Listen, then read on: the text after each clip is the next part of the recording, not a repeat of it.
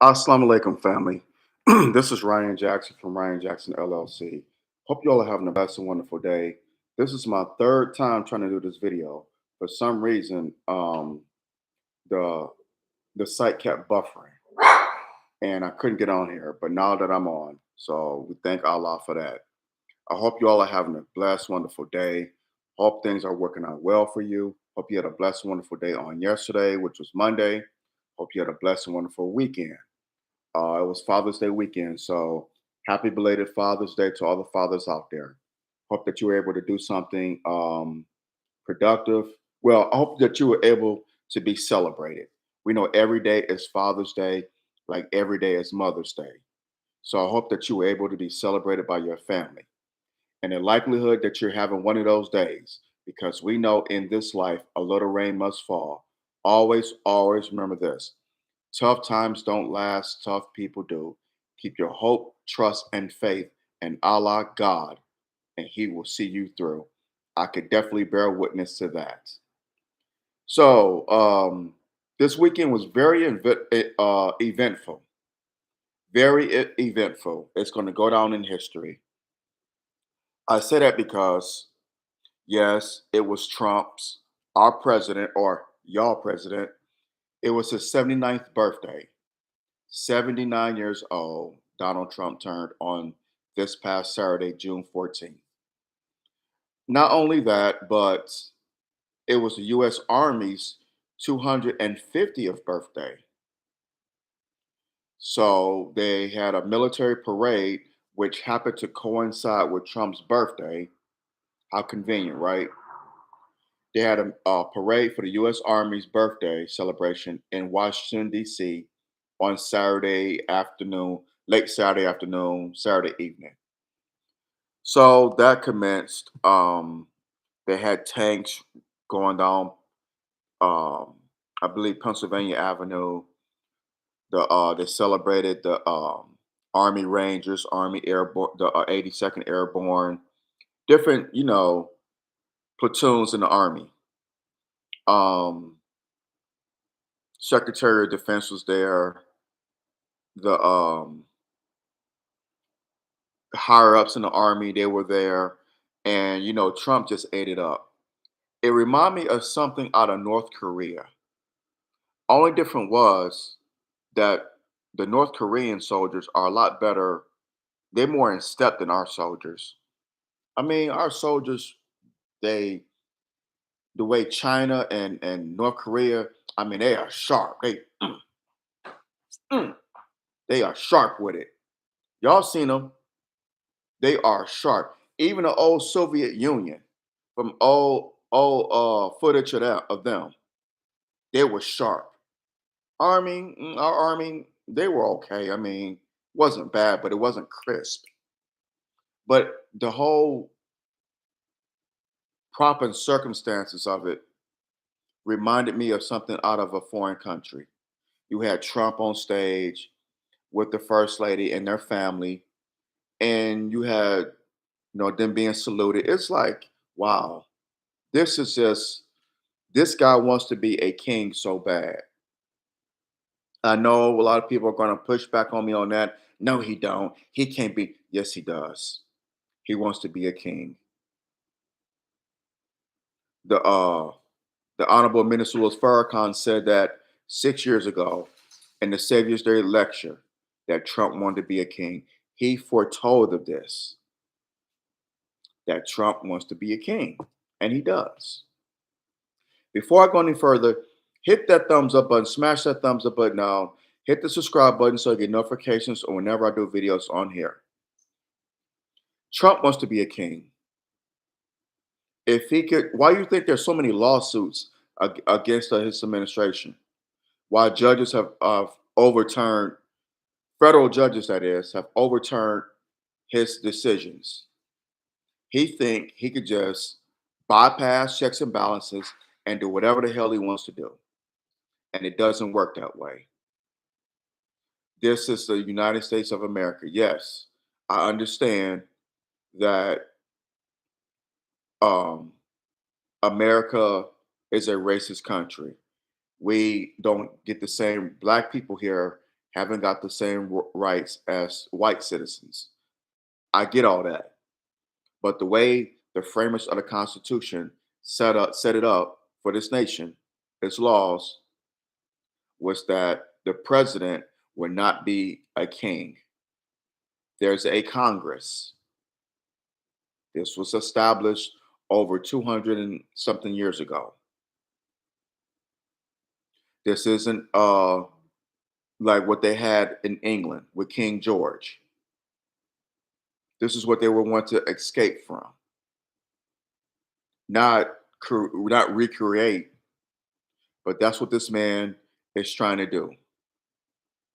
So, and I can just imagine that the founding fathers are turning over in their graves, like, what in the hell? This is our worst nightmare come true. Our worst nightmare come. This guy is doing this. He's doing that. He's no, no, no. But it was the Army's 250th birthday celebration. Um, did the Army have a 200th birthday celebration in 1775? I was it was that was a year before I was born. I was born in 1976, but people older than me have said they don't recall that the Army had a 200th birthday celebration in 1975. They don't recall it. They don't recall Gerald Ford having an Army parade down Pennsylvania Avenue in Washington for their 200th birthday.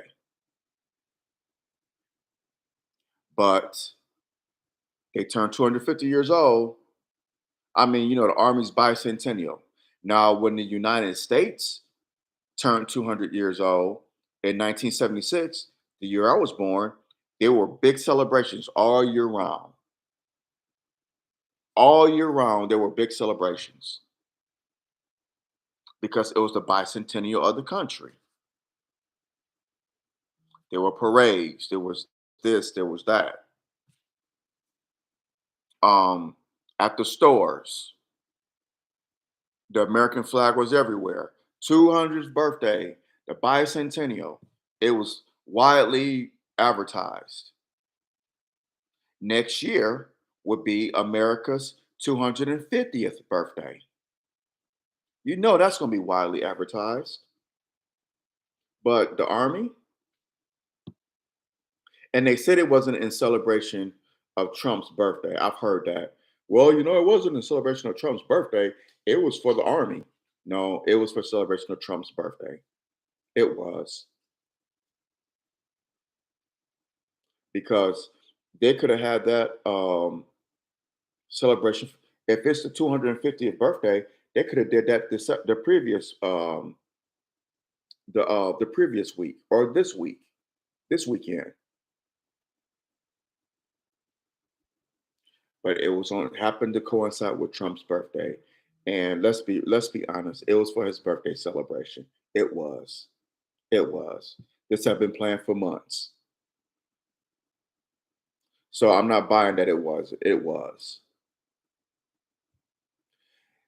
Meanwhile, in 1700 cities across this country, there were no kings protests. I mentioned a few seconds ago that America, we don't have a king, that Trump wanted to be a king. Well, coincidentally, there was a no kings protest planned early last week for this past weekend. It was in cities across this country, from San Francisco to New York to Seattle, Portland, Detroit, Chicago, Philly, Atlanta, Miami, Houston, Dallas, um, out here, San Francisco, Oakland, LA, LA. Speaking of which, yeah, LA. So all across this nation, Phoenix, Denver, pick a city. They had a no kings protest. In LA, it got pretty violent. We know LA had It's been getting crazy in LA for the over the last week and a half, and it's kind of calmed down some, but they're still issuing curfews. So they had the No Kings protests. They were peaceful. I know the ones out here, they had them in different towns, not only cities, but in little small towns too. Because the town next door to where I live, they had a No Kings protest. They had one in Oakland. They had one in San Francisco, and nothing happened. People they protested peacefully, which is their right in the Constitution to peacefully assemble. It's their right. The First Amendment of the Bill of Rights to peacefully protest, peacefully assemble, freedom of speech, and they exercised their First Amendment right. I may not agree with it, but hey, that's their right as an American citizen. So they had that in cities and towns across this country. That was this weekend. LA got crazy because LA they started their protests like even before the No Kings protests. LA, with the illegal immigration, and I said on here last week, I do not understand why people are protesting staying here by waving the flag of Mexico and then tearing stuff up. I don't get it. I don't get it. Why would you protest being here, being a citizen here, by waving the flag of the country where you escaped from? Why aren't you waving the American flag? Or if you love your country so much of the flag that you're waving, why don't you take your ass back there? Excuse me for saying that, but I'm just keeping it 1,000. Take your ass back there. That would be like an American citizens illegally going to Germany, illegally migrating to Germany. The German government wants to kick them out. They tearing up the cities in Germany: Berlin, Hamburg, Stuttgart, Munich. They tearing up German cities and towns, and then we got nerve enough to wave the American flag. We would die. The German Polizei will kill you with their bare hands, with their billy. They will beat you to a pulp. There are no attorneys. There are no civil liberty unions. No, you're wrong. You're a criminal, and you'll be treated as such. So I just don't get it. Now, I'm all for immigration. If you want to come to this country, do it the right way. Do it legally. It's a process.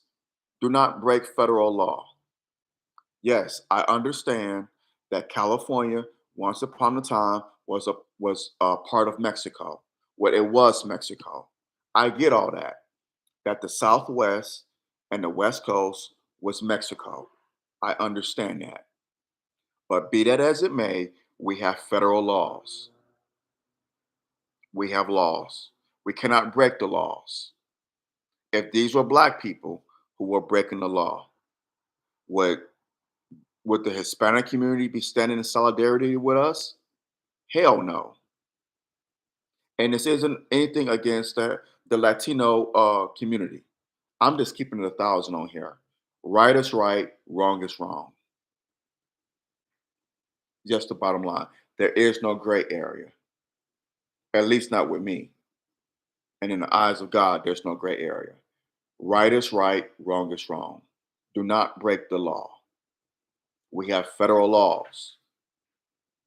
And this is not me being on the side of ICE or me being against the Latino community. It's none of that. It's about what's right and what's wrong. Because let's keep it 1,000. ICE isn't 100% right either. Snatching people off the streets, snatching people's children, that's kidnapping. And their tactics are so deceitful. Now, if you break the law, then yes, you deserve to be punished. I get all that. But to just snatch people up, little children from school, no, that ain't. Mm-mm. Not cool. But all this was foretold, and America is falling. And speaking of that, y'all gonna be seeing a lot of this book, The Fall of America, by the Most Honorable Elijah Muhammad. Get it, read it, learn it. Y'all see this book?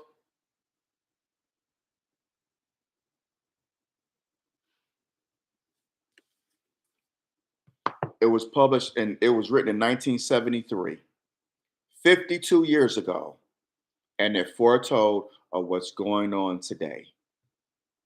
Just look around the world. I'm not going to get into the whole thing with Israel and Iran. I'm not going to get into that. I'm not permitted to. But look at what's going on. And not just in the United States, but around the world. It was foretold in that book, The Fall of America. That's why I'm not panicked. I'm not afraid. I seek refuge in Allah, in our creator, our maker. I'm not at all, oh God, what are we gonna do? Oh no. I know what to do. I know how to proceed. Like I tell people, you have to pray and you have to work,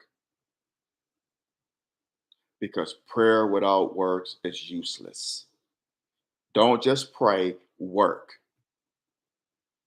I pray and I go out in the field and I go out and deliver what we're supposed to do. I do my part, which is delivering the 17 million lost souls to the Lamb of God, the Most Honorable Elijah Muhammad. I just went out today, an hour before I did this video, giving out the message of God, which is the final call newspaper. I go out there, deliver that paper, whether I'm on the train going to work, on the train coming home from work, out with the brothers at the mosque, going out on the streets, in the gutter, the so-called the hood, deep down in the mud, trying to help our people, delivering them to the Lamb of God. Did that on yesterday. Just did an hour ago. Went to the barber shop and laundromat around the corner from where I live. I'm out in these streets. I am out in these streets. So I'm not just talking it, I'm walking it. Talk is cheap. But I'll say all that to say this.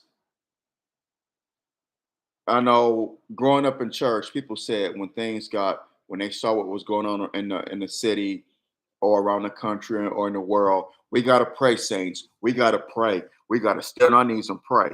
That's good. That's great. Prayer is great. Fasting is great.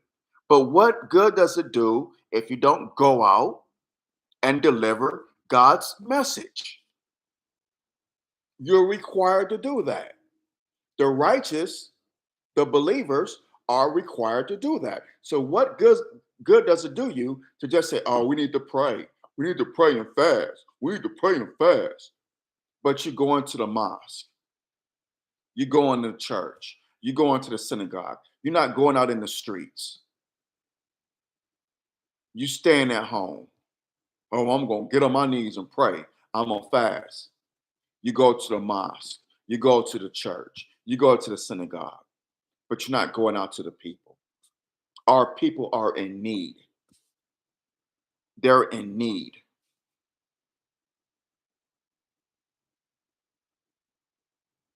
The Honorable Minister Louis Farrakhan said in a lecture that if you just stay in the mosque and just pray and fast and don't go out to the people, then you're a hypocrite. You are a hypocrite. He said this, and he's absolutely right. I posted an excerpt of that lecture on my timeline on Facebook. He said, "You are a hypocrite," and you can't dispute it because you're sitting up here praying and fasting, but you're not going out in the community, out in the streets where the people are at. The people are not in your home. They're not in the mosque. They're not in the church. They're not in the synagogue. They're out here. I know I got off on a tangent, so please forgive me, but it just goes back to what I was saying that we are in perilous times. And again, the most honorable Elijah Muhammad spoke about it in this book right here, The Fall of America. He spoke about this. So I'm just preparing myself, and you should too. Hit that thumbs up button, smash that thumbs up button down, hit that subscribe button so you get notifications whenever I do videos on here. But like I said, this is what's going on, the army, um, and we in the midst, like I said, I can't get into it, but we're living in a dark hour now, so we just have to move. We have to use this more now than ever before. Use our head. We cannot be asleep at this time. We cannot afford to be asleep. And when I say asleep, I mean not conscious. I don't want to say woke. That's been overblown. But we have to be aware. I always say on my videos when I've ended for the last 4 years, beware and be aware. We have to. We're living in the darkest hour. We're living in an extreme dark hour. We have to be aware. We have to beware and be aware because we live in perilous times, y'all. But the scriptures spoke of this. Allah's messenger, the most honorable Elijah Muhammad, spoke about this before he made his departure. Notice I didn't say his death. I said departure. He departed from us. He's no longer on the scene. Now, the honorable minister Louis Farrakhan, he's on the scene as of right now, and he's been telling us about these times for years, for decades. So we have to pay attention, y'all. Have to beware and be aware. On that note, I'm gonna hop off of here. I love y'all. Have a blessed rest of your day. Hit that thumbs up button, smash that thumbs up button down, hit that subscribe button. Drop your comments below. Let me know what you think. Share this video, share it, share it, share it. Let's have the conversation. Let's flood the algorithms and just share this video as much as possible. Support my YouTube channel here. It'd be greatly appreciated. And my other platforms. I need y'all love and support. I cannot do it without it. I cannot, do without it. So please support your brother. And I always say, we don't have to agree, but let's agree to disagree without being disagreeable, especially on topics such as this. Let's agree to disagree without being disagreeable. And in our disagreements, let's use logic, common sense, facts, and respect, not emotion and disrespect. That'll get you nowhere. So just keep that in mind. I love y'all, brothers as well as sisters. Y'all be safe out here. I said it a few seconds ago. Beware and be aware. The children are out of school now. It's the summer. Um, some are in summer school. Some are starting their vacations. Parents, we have to work. So whether we going to work, coming home from work, planning our vacation with our children on vacation, running errands, whatever the case may be, beware and be aware. Satan comes to kill, steal, and destroy now more than ever before. So Just beware and be aware. I love y'all. Have a blessed rest of y'all day. I'm out. Assalamu alaikum.